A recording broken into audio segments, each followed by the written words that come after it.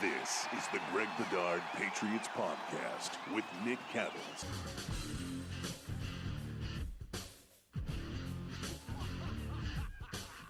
All right, welcome into the Greg Bedard Patriots Podcast. Brendan Glasheen once again filling in for Nick Cattles. Greg Bedard is also here. It's brought to you by LinkedIn Jobs, which makes it easier to find the people you want to talk to faster and for free. Greg has the latest on Boston Sports Journal, bostonsportsjournal.com, and we're into the offseason now, Greg. We'll also in this episode look ahead to Divisional Round weekend. Greg had a very nice set of picks last week when we did this segment last Thursday. So we'll see if he can keep it going into the Divisional Round. But keep it going, baby. Here we go. Yeah, and it's going to get tougher, right? Because the games this weekend for sure are really, really good. And you look at the games this weekend, just quickly, you're like, wow, it did make sense why it was easy to pick some of those games last weekend because this wild card round is kind of gross. But anyway, we'll get to that. So the gist of your column, Greg, is kind of what we talked about on Tuesday. We're still trying to wonder and figure out what does Bill Belichick do with his coaching staff. Now, some of this, of course, is out of his control because certain fellas on his staff are going to make decisions for their futures, and Bill will go through with that process, as we know. But when guys get offered jobs and certain guys depart, how is he going to make that adjustment and bring new guys in? So what is your latest developing take on Bill Belichick's surrounding cast? Yeah, and we sort of did talk about it last time, but I mean, I think it has to start with the defensive side of the ball. And like you said, it might be out of his hands. Could Gerard Mayo get the Houston Texans job or something like that? Yes. But still, I don't think it changes the fact that Bill needs to look at his defensive staff, figure out what happened down the stretch. And from what I've been told, there was a disconnect between the players and the coaches. Figure out what exactly that was. Ask a lot of tough questions. Tell people to be honest with you. And then figure out the best way to move forward from there. I mean, we even heard as the week went on, Scott Zolak is talking on Zolak and Bertrand on 98.5 about how he was hearing that between Bill Belichick, Steve Belichick, and Gerard Mayo, that these guys were all leading different meetings each day. Now, that in itself, to let people know, is not all that highly unusual because each day of the week, whether you're talking offense or defense in the NFL, you're dealing with a different portion of the game. Like Wednesday is the big kickoff. All right, here's our overall game plan on defense. You're talking to the defensive meeting. And this is what we're going to do. These are the points that we're going to be working on. These are the 3-4 things that we need to do to win this game. And this is reflected in our game plan. So it wouldn't surprise me if that was Bill Belichick's domain on Wednesdays, at least for the bulk of the season. We don't know what happened after the bye week. One of the things I think happened, I don't know, is that I think Bill gave Steve and Gerard back more control of the defense. I don't know whether that was the case or not. It would make sense if Steve was, say, in charge of third down packages or something like that he would talk to the team on Thursday or Friday if Gerard was in charge of the red zone packages. Mm-hmm. And also what people need to understand is that each of the defensive coaches has some sort of part of the game plan that is under their purview. Like, for example, when I was with the Texans doing my offensive game plan story with them, like the running backs coach had third downs and somebody else had, hey, how do we react to their pressure packages? Somebody else had that, and they would study all those plays and then they would come together and make the game plan. So that different people were talking to the team different days of the week is not necessarily a big red flag to me. Now, my biggest concern, and I think where Belichick needs to focus on his defense, is who's coaching the coaches. Because it's one thing to have a game plan or whatnot. It's quite another thing for, the defensive assistants. Who are they getting the message from? And like, what are the techniques we're coaching this week? Who's correcting these guys? What are we doing? And so, to me, that's what it looked like on film, that there was a disconnect there. Like, because all of the units, for example, and this is something I keep meaning to bring up that I keep forgetting about. The later in the season, the Patriots went.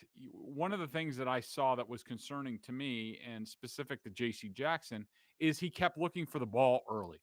Whereas if you remember, like the 2011 Patriots team, a really bad lack of talent defense and almost won a Super Bowl, those guys, whether it was the Ravens in the AFC Championship game, Sterling Moore against Lee Evans, I think it was the wide receiver.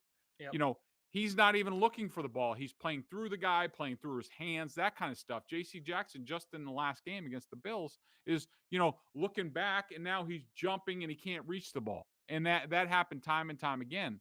And so I think there's a disconnect between who's coaching the coaches, who are then coaching the players, and making sure everybody's on point. I think that Bill needs to look at this and say, all right, we went through, Brian Flores was our defensive coordinator in 2018, won a Super Bowl title, held the Rams to 3 points. Then it went to Gerard and Steve in 2019, 2020, 2021. How did we do? How did we end up in those seasons? How did we finish? Did we finish strong? Were we well coached? I don't think they have been well coached. So maybe it's time. I think it's time for him to say, all right, enough's enough. It's been 3 years. Somebody's got to be defensive coordinator. If it's Bill, let us know that you're in charge, and I'm fine with that. I'm more than fine with that. If it's Steve, do that. If it's Gerard, do that. If it's Matt Patricia coming out of the box and getting back on the coaching staff, do that. I just think there needs to be a chief to where everybody understands, not only, from the DC to the players, but the coaches. All right. Who do I go to? Who do I go to complain? Who do I go to if I want to tweak this or that? And I think there's been too many cooks in the kitchen. And so I think that is the number one thing. But I also think there could be a chance that, the offensive side might need some changes depending on what happens with McDaniels in the job market. So it's very cliche, but everything you just said reflects on what Bill has preached in his tenure as coach. Everyone doing their job. And we all know that as fans and consumers of the product, because when they win Super Bowls and they do those recap videos on NFL Network or the championship DVDs, we get all that. And Yep. You go back to some of those teams, you got the sense who was running what. Patricia was a defensive coordinator during one of those Super Bowls. We're not talking the Nick Foles one. We're talking about the one where he's got Malcolm Butler. Even Brian Flores, when he was anointed, when they beat the Rams. There's just a clear understanding. And typically... And they have ownership. Right. Typically, we're pretty aware of that too. Like publicly, we're kind of aware. In the last couple of years, it's been murky. We don't really understand. So I think to help answer your question about figuring out the staff, there's another question that has to be answered to help answer that question, which is how are they going to play on defense, which is a loaded question, right? Because we respect the fact that Bill will game plan on a game-by-game basis, make adjustments at certain points in the year. But as we've talked about on this show, they have yet to make adjustments in the month of December and play their best football at the end. They became very predictable. So let's discuss that now. How do you think, with what you envision the staff might be and how Bill decides to put the pieces and connect the puzzle, how should they be playing on defense to best utilize their current personnel? Yeah, I think it's a great question. And I think it's wise that you brought up the personnel, because we know the Patriots are, at the end of the day, and maybe the next part needs to go before this, because you need to figure out, all right, what do we have at personnel? Right. What's the plan with J.C. Jackson, who's really, at this point in time, your only man cover guy at cornerback? But he's a pending free agent. He could be tagged. He could be traded. He could just be let go, which I doubt to be the case. And we'll get into that a little bit more in a second here. But I think what you will see, and what the Patriots always do, is they will do off-season studies about, all right, they will analyze all the, advanced analytics, the film. They'll go back over things. They'll say, all right, what gave us the most difficulty? What's going to give us the most difficulty next year when you're talking about defending the Buffalo Bills, in their own division? How are we going to combat that? How do we need to play to do that? What's our personnel? What do we have? What can we tweak? What's out there in free agency? What's out there in the draft? I think the Patriots, in my mind, and this is where they were basically before the season, before the Gilmore trade, before the Jonathan Jones injury, they have to be able to play a lot of man-to-man. I think any team does. If you show me a team that's predominantly zone, that team's not going very far because the quarterbacks and the schemes are just too good right now. And so I think the Patriots need to basically say, all right, we're going to play more man or this year. How do we do that? How do we make sure we're ready for that and we have depth for that? Who's going to be the low-level free agents that we might be able to cherry pick and they can give us depth. Jawan Williams is probably out the door because he can't do it. He can't match up. So I think the Patriots need to figure out what they're going to do. I do think they need to get quicker at linebacker. Hightower's a free agent. Jamie Collins is a free agent. You have Cam McGrone, who was a decently high draft pick. I think 5th round coming off ACL. You knew you weren't going to get anything out of him, yet you still drafted him in the 4th or the 5th round. So, on film before his injury, good player. We'll see where he is, but, he helps you. Raekwon McMillan was a linebacker that they signed in the offseason who really showed well until he got hurt and he was lost for the season. He's under contract for this coming year. So I can see Hightower gone. I could see Jamie Collins gone. He was sort of a fill the gaps kind of guy. Yep. Juwan Bentley, free agent. I don't know. They like him. I could see him back here. Kyle Van Noy kind of plugs a bunch of spots. I could see him back here. But, you're going to have options. If you're going to play man-man, you also have to be able to play man-to-man at linebacker. I don't think they can right now, but I think that's another area where you have to say, all right, we need to upgrade. And then finally, how are you going to defend the run? Like Devon Godchow, he was okay. He had his moments, but largely a whiff at nose tackle. Who's going to play nose for you next year? You have Lawrence Guy. Can he carry the load anymore that he did, the previous 4 or 5 seasons in great fashion? He did not do it this year. Do you have any backups for him? Christian Barmore is a good sub-package pass rusher. Can he give you more? All these things will be looked at, and I think they are vital because they are going to have a picture in their mind of what this Patriots defense looks like going forward because we know the last 3 years, the picture has not been good come December and January. I would make the case, Greg, this is the most important nugget / category to the offseason. And I don't think fans are necessarily ready because at least after the Cam Newton 2020 version of the Patriots, you had some guys come back from COVID opt-outs. And I think there was, even though that season didn't go well, I bet you anything, Bill Belichick deep down was like, all right, I know I'm getting some guys back. We're going to give this another go. But now we're in an off-season where we don't know the future, and we can make a long list. But just to name a few, Slater, McCourty, Hightower, Collins, Van Noy, and you can rank those however you please in terms of importance, what they've meant to the organization over the years. But we're going to find out quickly. Well, we hope to find out quickly who the next voices are in the locker room. And that kind of relates to our Matt Judon discussion from a few weeks ago. Just like they're relying on some of these pickups they got in free agency or young draft picks to be those guys. So when we say deal with the veterans, I'm curious as to what Bill finds important. Maybe he does. Like we might think, let go of Hightower from a scheme standpoint, but maybe Bill's like, no, I need him to like be my leader with the microphone. You know what I'm saying? Like that's there's going to be a decision of ability on the field versus, I need some vocal guys to stick around. And that leads to the coaching rift with the Steve Belichick and Mayo. That's a big call here. These free agents, these veterans. You're absolutely right. And I think to me, the toughest call and the biggest call is Devin McCourty, because to me, there's no ready replacement at free safety. Certainly Adrian Phillips can do it. That's not his forte. He's more of a robber, kind of play in the box type of safety, defend the run. Kyle Duggar's very similar.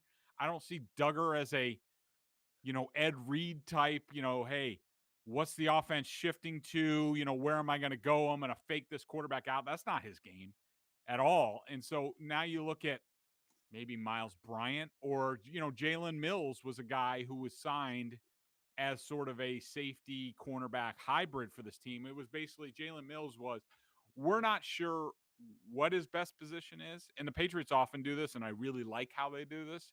And it's part of the reason for their success is they will identify a guy where they say, he's a good football player. Maybe he wasn't the right fit for what Philly was doing, but just like Adrian Phillips, I mean, anybody who watched film, and I certainly watched a lot after they signed him with the Chargers, and I was like, holy cow, this guy is a perfect fit for what they do. He'd be a great robber safety, and that's what he's been. And so they're great at that. So Mills, I could see Mills possibly filling the role, but I think Devin McCourty's a guy who, say Slater moves on, say Hightower moves on. Yep. Like, you're right. The leadership void, hey, this is what we've done. This is who we are as the Patriots. Where does that message come from? Jawan Bentley? Lawrence Guy? I know it's Like, cheesy, but when they post those videos on Monday morning of the yep. huddle, breaking up the huddle, it's been Slater for a very long time, and the guy next to him is Mhm. typically McCourty. Like, that's no small thing to me. Like, that's different. Who is that guy to emerge? Yeah, and I think it's something they have to ask themselves. But here's the thing with Devin.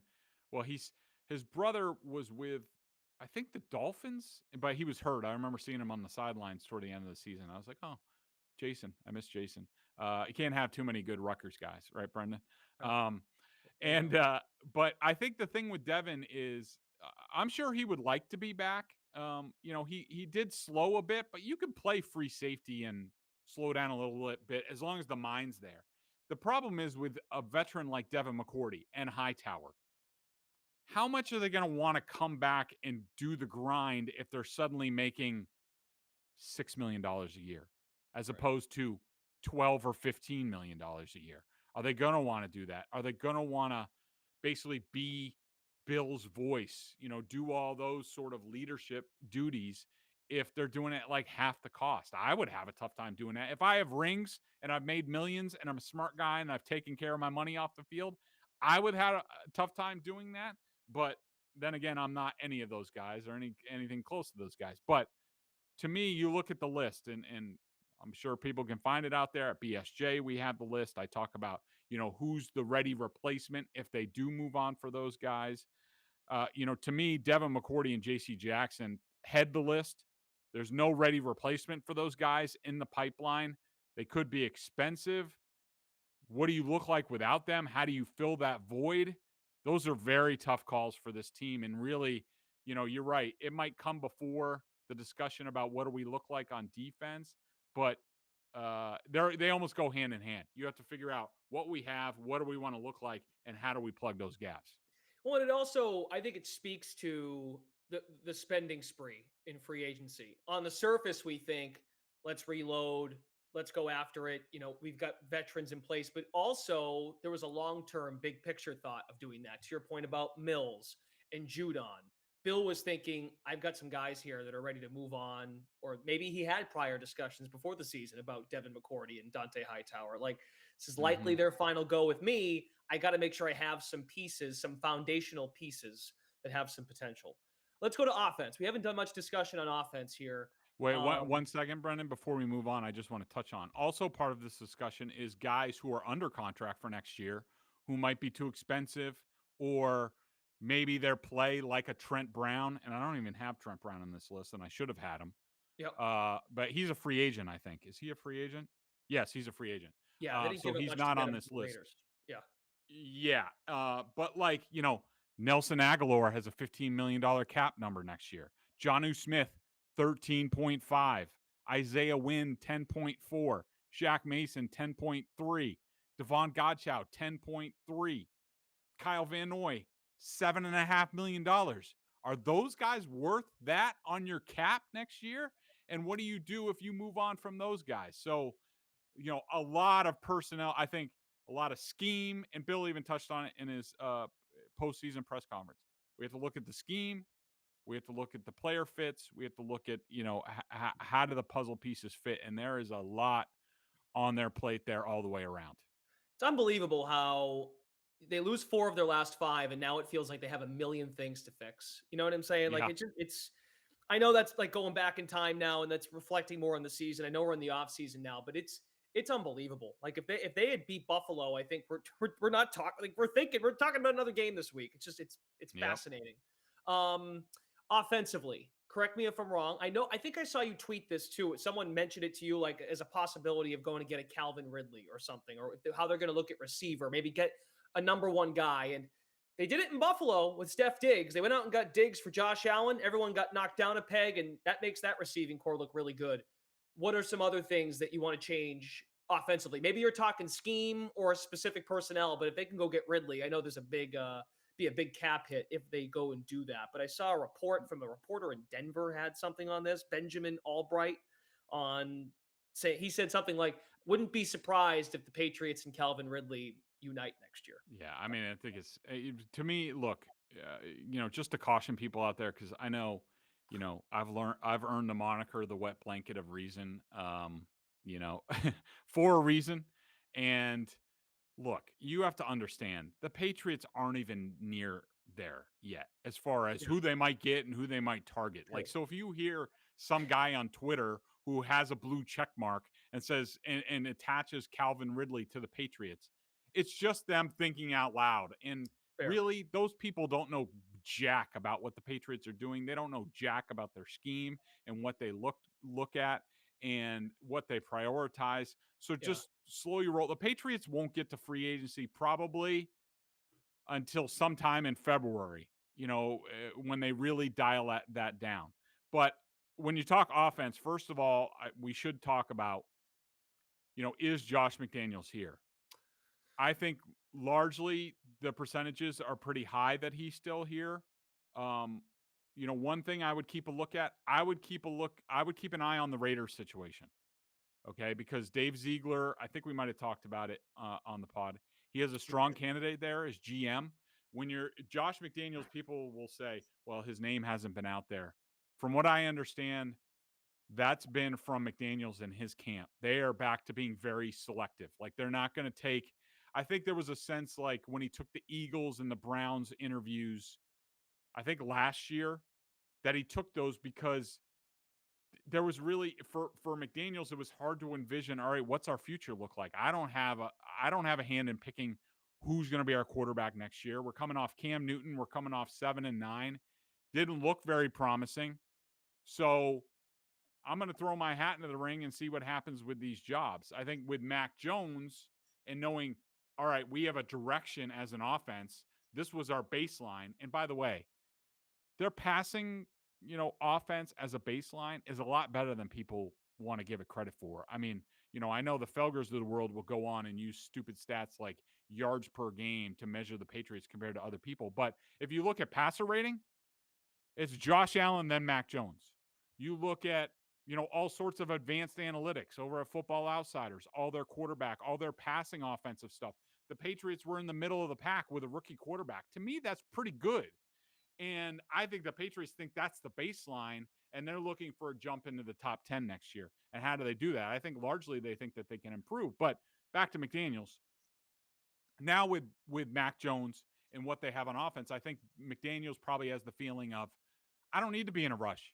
I like where we are. We're going to be pretty good. I'm going to have my pick of jobs. And at some point, and if I don't even wait for Belichick to retire here, where I know I need the organization aligned a certain way, where everything's on point, that I'm not being just shoehorned in with, the owner's pet project with analytics, and they have all their analytics guy and they're shoving numbers in front of me, or I got to meet with Jeffrey Lurie every Monday and answer his questions about what happened, and they're mostly based on fantasy football. I think the only job that I see Chicago, and this is all true, this is all stuff that goes on. Chicago, I doubt.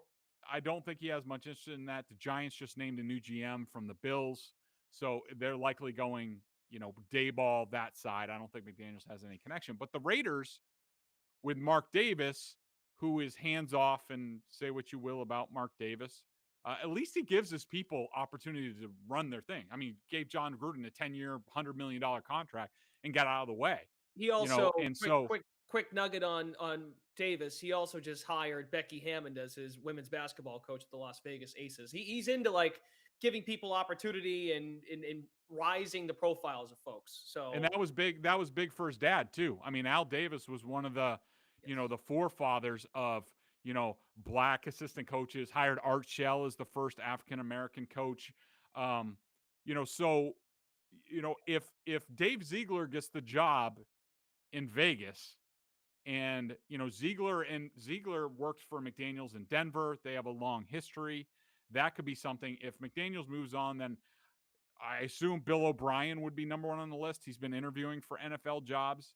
I don't think Saban loves Bill O'Brien. So he would Coach be Mac willing to Jones. say goodbye. But then you look at, Nick Haley on the staff, Mick Lombardi. But so that I would just keep an eye on that. I'm not saying it was happen. I would probably say 75% McDaniels is back next year, but you never know. Um, I think that, when you talk about the offense, now you need to look at, all right, what worked for us and what didn't. The two tight end thing didn't really work out well with two guys making a combined $25 million. Hunter Henry certainly worked. Jonnu Smith didn't. You have Devin Asiasi, who you kept inactive for basically 2 seasons. Is he ever going to do anything?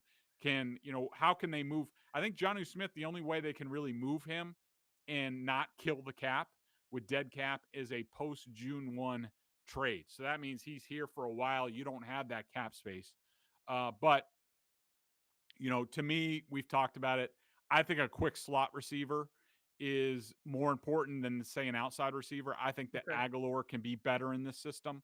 You would like a speed element on the outside. It's not paramount, but for crying out loud, the Patriots have to find a way to draft one of these guys.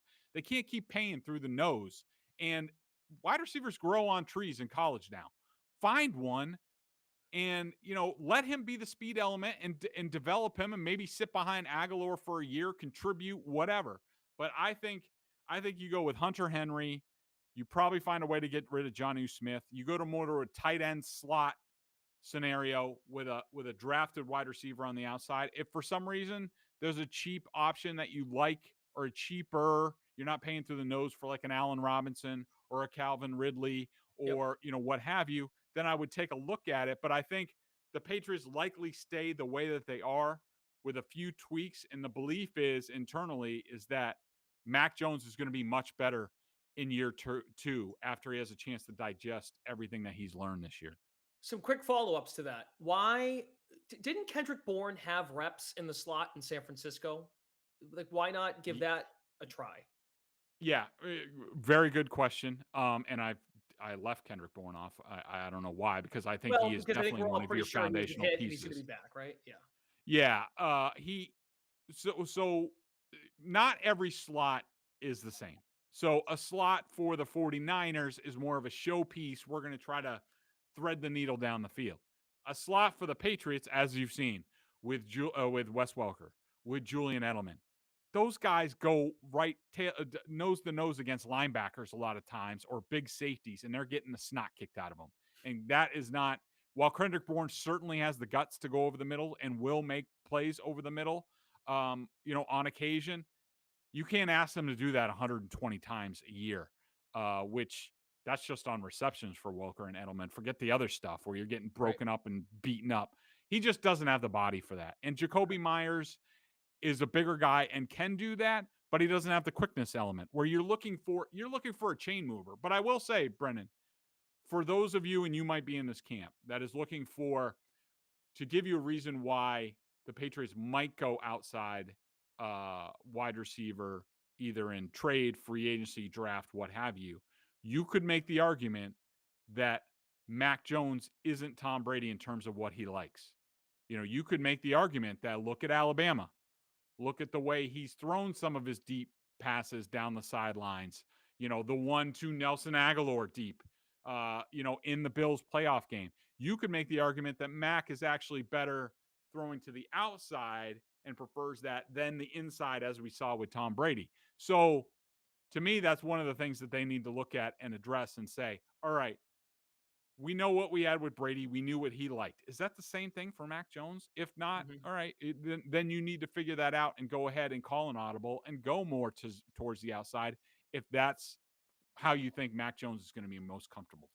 Hopefully Bill gives Nick Saban a call, not just for his players, but ask Nick how Mac is comfortable, to your point, and give Nick Saban a lot of credit. He's done a nice job of finding top-end receiver talent over the last 5 years. Like, these Alabama receivers are freaking nasty. Now, where they're picking, I don't know if they're going to get some of the guys going to the draft, but certainly. They grow on trees. Second, third, fourth round. Just start Right. drafting guys. I mean, I couldn't believe the last Everywhere. 2 years with all the wide receivers that were available, and we're hearing, oh, the greatest wide receiver draft ever, and the Patriots don't draft one. I mean, Yeah, right. bro, you're killing me. Well, is it because they didn't hit on Harry and it's like stage fright? Like, let's not do that again. Even though then It again, could to your be. point. You would hope it wouldn't be. Just learn your lessons, move on, and say, you know what? Because I studied this a while back when I was at the Globe about the Patriots and their failings at wide receiver, because this has been going on decades. To me, it's Right. you got to start with speed, intelligence factors with them. You got to be an intelligent wide receiver to play in this system. So I don't care how fast the guy runs. If he can't figure out coverages on the fly, like McDaniels in Denver identified Demaryius Thomas from a run-based offense at Georgia Tech, and Eric Decker in his only real draft with the Broncos identified those guys, and they hit Home on it. run. Intelligent guys. Demaryius Thomas had the intelligence and the speed and the explosiveness element. Like, they need to find that guy to fit in this offense. Maybe Josh should run the draft. Those two players are home runs. I mean, I forget. I forgot about Eric Decker and how good he was. Yep. And they helped Peyton Manning. That's what attracted Manning to that Hell job. yeah. It's a great point. Wow. Well, maybe I don't know. Maybe Josh liked to kill Harry, because it feels like what you just said was kind of an indirect shot at kill Harry. Maybe. Maybe. All right. Before we take a look at the divisional round board this weekend, Greg will weigh in, give his picks after a great wild card weekend. Greg, let's find out more about LinkedIn. These days, it can be hard to find and hire the right candidates for your small business, as I should know at BSJ. That's why LinkedIn Jobs makes it easier to find the people you want to talk to faster and for free. Did you hear that? Free. Create a free job post in minutes on LinkedIn Jobs to reach your network and beyond to the world's largest professional network of over 770 million people. Focus on candidates with just the right skills and experience, and use screening questions to get your role in front of the most qualified people. Then use the simple tools on LinkedIn Jobs to quickly filter and prioritize who you'd like to interview and hire. It's why small businesses rate LinkedIn Jobs number one in delivering quality hires versus leading competitors. LinkedIn Jobs helps you find candidates you want to talk to faster. Did you know every week nearly 40 million job seekers visit LinkedIn? Post your job for free at linkedin.com/Bedard, Bedard. That's linkedin.com/Bedard to post your job for free. Terms and conditions apply. All right. So Bedard last week picking all 6 games. We had, what was it? 2 games Saturday, 3 games Sunday, and the Monday night game. You went 6-0 straight up, 5-1 against the spread. What was your one miss? It was the first game of the week. It was the Bengals Raiders. I thought it was a touchdown game. The line dropped to, I think, 6 or 5. 5.5 and at one point. Yeah. Yeah, and I thought the It opened Bengals as a would win, touchdown. but I thought it would be more of a field goal game. So that was my one miss. Okay. All right. So those Bengals, they kickstart the weekend. Bengals are visiting the Titans, and the Titans are 3.5-point favorites. I got to tell you, just to weigh in here, I think the Titans are being extremely disrespected. I think everyone is on the Joe Burrow, Jamar Chase hype train. And if you wait just till kickoff, you might get this at 3. But it could move also in the other direction to maybe -4, because I think sharp bettors are going to be on the Titans. What do you think? But yeah, by the way, one thing I wanted to rant on a little bit, and this is a good takeoff on this, because the Titans had the one bye in the AFC, Packers had the one bye in the NFC. Yep. And this was part of my argument at the time when they were talking about playoff expansion. I hated moving away from 2 byes, okay, for a couple different reasons. I just thought it gave way too much advantage to the number 1 seed. And, for example, Tampa Bay, I think, would have been the number 2 seed in the NFC. In the old system, they would have had a bye. The Bucs go out there and they lose 2 offensive linemen in the game. Oh, yeah, right. I hated that. Yeah, I hated that. And, and the other reason is also what we saw from last weekend. is that, the matchups 2-7, like the matchups are now it's 2-7, 3-6, 4-5. Like the 2-7s, like basically you have 2 or 3 teams in each conference that are usually the class. And their matchups aren't going to be any good, the 2 and 3 seeds, which is what we saw. I was more of a proponent, not one more team, 2 more teams, specifically because of the bye week. And if you had 2 more teams, you might say, oh, well, this team didn't belong in the playoffs, and the Eagles stunk, and this and that. I understand. But if you have 2 buys, then you're talking a closer matchup. I think you have much better matchup if you go 3-8, 4-7, 5-6. I think you have a chance for A, better games, wild card round. B, you have 2 teams with a bye, so you don't have one team with a super advantage like I think the Titans and the Packers do this week, like the Titans getting Derrick Henry back and things like that. So anyways, I just wanted to rant on that. And that's part of the reason why I'm picking the Titans in this game. And I think you're absolutely right, Brendan. I think the Titans have been completely overlooked. Yeah. I think that Mike Vrabel is going to use this to his advantage, and he's going to be telling those guys all week, look at the bettors. They think you're the 6th best team in the AFC. They forget we're the number 1 team in the AFC and all this stuff. And look, I think that the Bengals are a good team. I think that this should be a good game. But I think the Titans, and if they get Derrick Henry back and he looks pretty good, and they don't turn the ball over, that's the big thing for the Titans. Right. They can't turn the ball over. They can't play that way. The Bengals are not good against the run. They're okay, but if the Titans are tough as shit, pardon my French, and on both sides of the ball. What'd you say? You can swear on this podcast? You're just telling me that now? Well, I try not to. So, okay. Tough as doo-doo, maybe. But they're so tough. I think they're looking at the Bengals and all the pub that they got, and they can't wait to come in. And I think they are just going to smack them in the mouth. They will hit some deep passes also off of play action. Tannehill's pretty good at that. Is he a great quarterback? No, but he's good with a good running game. I think they're very tough on defense and will make life tough for the Bengals. I like the Titans a lot in this game, and they are well rested. I think the Titans defensive front beats up this Bengals offensive line, and kicks the crap out of them. Yeah, I wouldn't mind laying the 3.5. And I feel like maybe it's because of the Patriots, and we've been saying this about the Patriots for basically since they went on that winning streak. They got to play with the lead. I feel like every one of these games, the team I think that's going to win is just better than the other with playing with a lead. And it transitions well to our next game. San Francisco at Green Bay. This is the largest point spread, the longest point spread. Packers -5.5. It's been getting up to 6 as well, but we witnessed it. Niners in Jerry World. They needed what? I think the score, they were up at one point, it was 10-0. They had to play with the lead. 7 at some point. Right. Yeah. So even to your point, like you're up 16. They almost gagged it up, as we all saw. Yep. Do you feel similar? You made your point about the Titans having the number 1 seed, bye week, significant advantage. Aaron Rodgers take care of business here?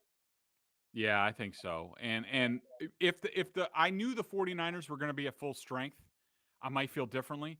But, Nick Bosa's coming back from concussion or that scary neck injury, whatever he had in the last game. Fred Warner, their great middle linebacker, who's really good against the run and can pressure the quarterback at times. He's hobbled with an ankle injury. Jimmy Garoppolo had the thumb. Now he's got the shoulder. Like, again, a Packers team who sat by and watched is now, welcoming a beat up team into their house, and it's going to be frigid. I do think the Niners will do a lot of things that will give the Packers trouble. I do think the 49ers front four has been great down the stretch and will pressure Rodgers at times. I don't, however, think they can match up on the outside. I don't think they have an answer for Devontae Adams, and Aaron will hit some other players too. And I don't think Garoppolo. I don't think they can do enough in the running game and enough of Shanahan scheming to take the game out of Jimmy's hands. Mm-hmm. I just think he's too beat up and too mistake prone to go through this game clean, and they need to play a clean game. I can't see it happening. I think the Packers win relatively easily. I pick them Wow. to cover. Okay. I mean, the stat out there on Aaron Rodgers is he's 0-3 against San Francisco in the playoffs. I think that's the Yep. number. Those were different teams, though. A little bit more physical. Only But my only counter to that is no one knew who Raheem Mostert was a couple years ago, and he popped off for 204 touchdowns. Yep. Now, is Eli Mitchell that guy? I don't know. And the way they're using Debo, as you know, the Packers' run defense can be had. That would be my only concern. So maybe to your point, San Fran hangs around, and then Aaron Rodgers reminds us why he's the MVP of the league, and they separate at the end. I'm curious about the points. That's a lot of points to me. But yes, the injuries to these aren't just fringe starters. These are key guys. That is concerning. So I think you're right. If there was more stability on that front, you're better off taking the points. But I can understand the counter argument. So we go to Sunday, the other side of the NFC, Rams, Bucs. I love it. I know I joked about this last week about Brady being at 1 o'clock, or now it's 3 o'clock. I actually think this bodes well for Brady and the Bucs playing earlier in the day, West Coast team, yada, yada, yada. Taking on the Rams. Is that an old joke there, Brendan? You saying Tom Brady, like, yeah. Greg, I'm not joking. Like, go look at some of their night games. Like that game against the Saints. Like the dude goes, if he talks about drinking water and getting a good night's sleep, he does not play well in the night games. I'm sorry. And it's a big difference when it's 6:30 for the Super Bowl. That is a difference than 8 o'clock. I agree with you, but I also think I can tell you one thing. You know who's cursing under his breath the new playoff system? It's Tom Brady. Because under the old playoff system, they would have had a bye. He wouldn't have lost his center, Ryan Jensen, who may play in this game, may not. Tristan Wirfs, his right tackle. I highly doubt if he plays. If he does, it's on one leg, and he's not making it through the game. So you're going up against Aaron Donald and these guys with less than full strength on your offensive line. Most times I would like this matchup for the Bucs. I do not. Look, Matthew Stafford, he got over the playoff hump last week. He makes some really dumb plays at points, and that could cost them in this game. But I just think the Bucs are too beat up on offense to go along with the wide receivers they've lost. Now they've lost offensive linemen. I think that the defense has been challenged in the secondary all year. Sean McVay is going to have stuff dialed up. Are they going to stop Cooper Kupp? I highly doubt it.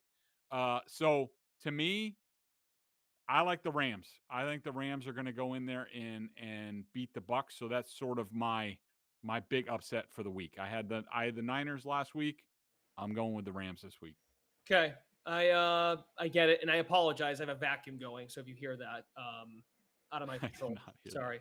I get it. It really is concerning, the offensive line. They've pieced it together in the past, and to your point, the Rams have beaten the Bucs with that offensive line fully intact. So that's a team that's had their number, that's for sure. And this stuff off the field, I think you're pretty high on Bruce Arians as a coach, but some of this stuff going on off the field, like relatively.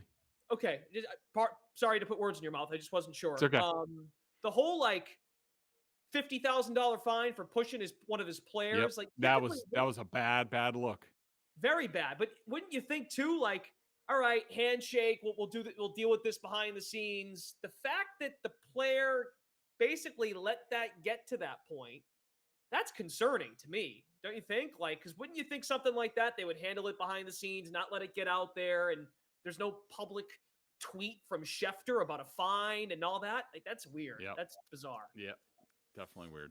Okay. All right, we got one more game, and I think this one is, this one's tough, and the line tells us that. Yep. Bills at the Chiefs, 1.5. It's been getting up to 2 points. I'm curious what this line closes at, and I think the common sentiment is if you like Buffalo, you wait as long as possible, because I think folks will jump on the Chiefs once the line closes. Vacuum stop. That's good.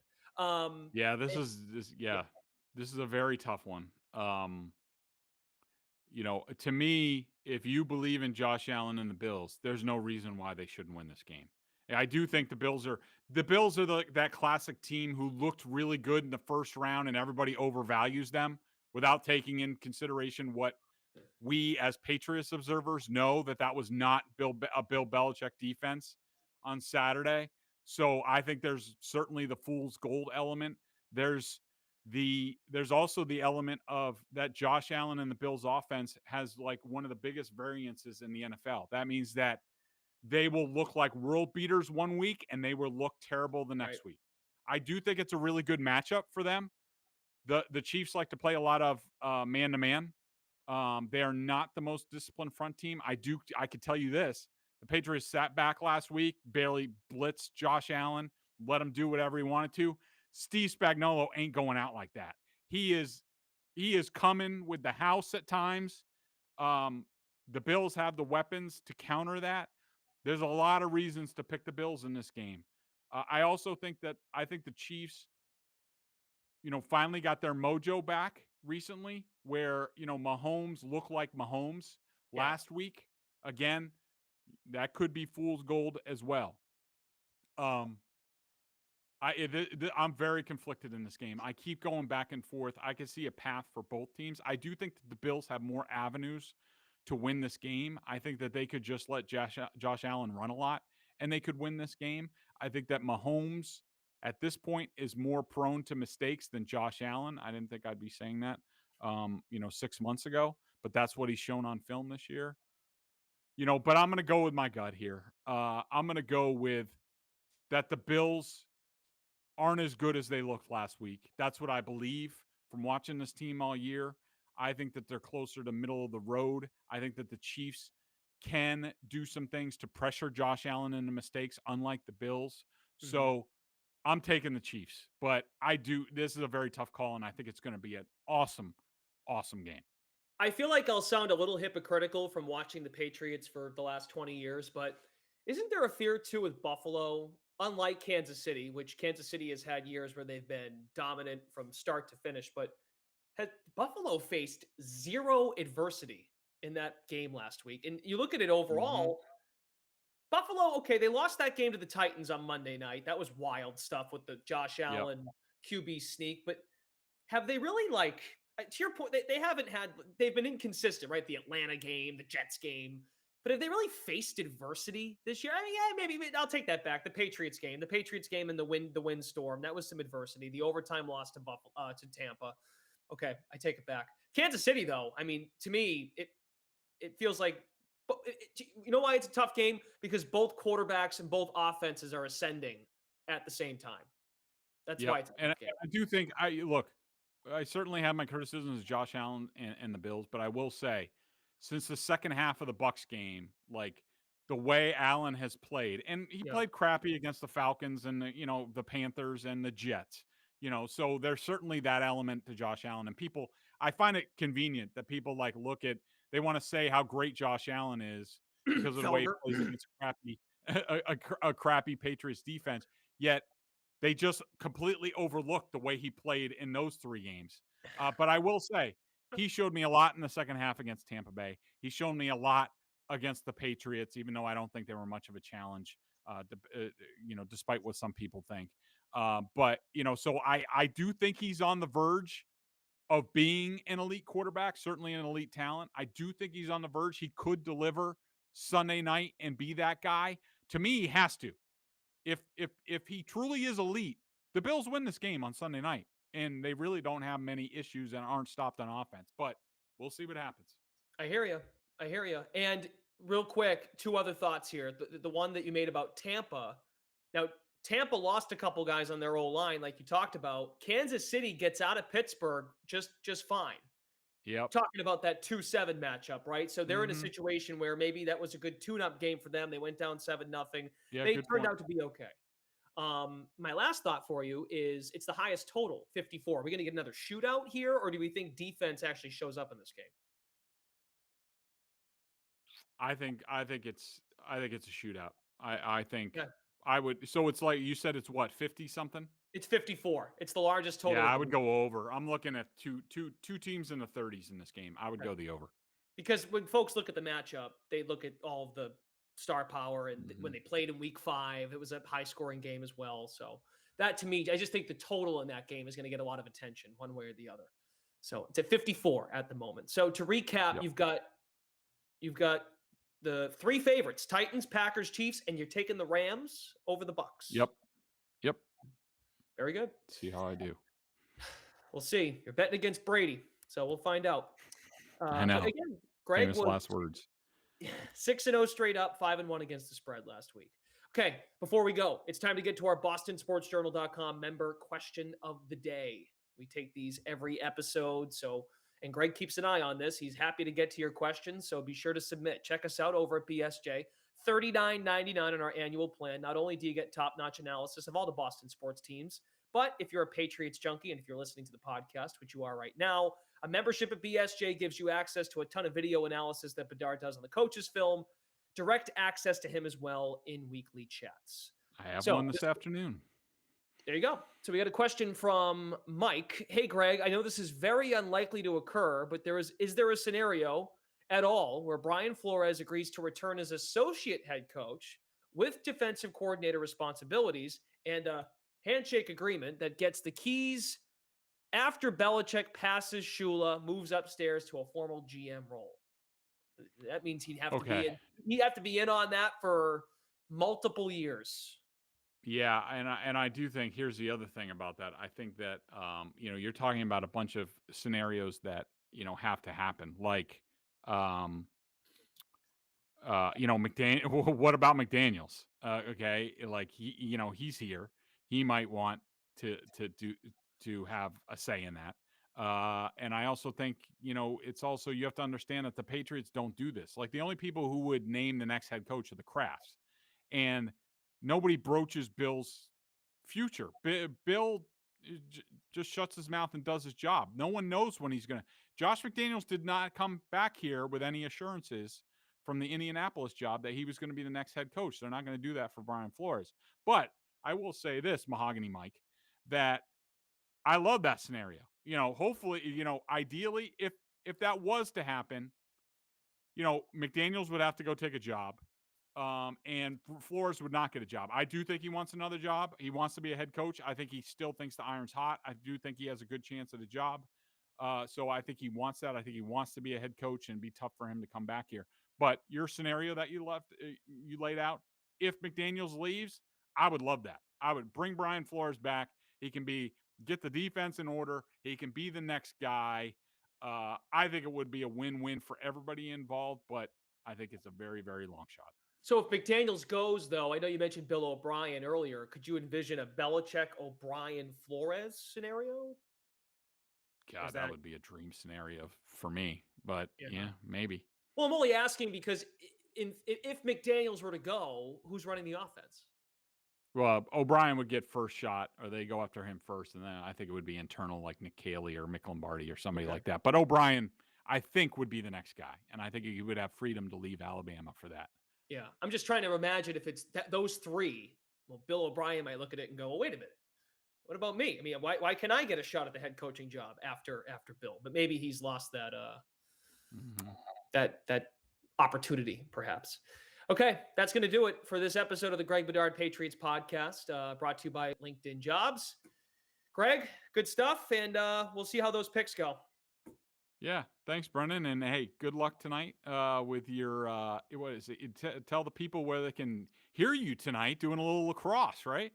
Yes, sir. ESPNU. We've got National Lacrosse League action, indoor lacrosse, box lacrosse. Nice. We've got the Georgia Swarm and the Rochester Nighthawks. So nice. Well, there's a ton of lax people around here. Massachusetts is like almost the Belichick will be watching. Lax, so yeah, hell yeah. All right, that's man. awesome. Thanks Good a luck. lot. Good stuff. Thank you.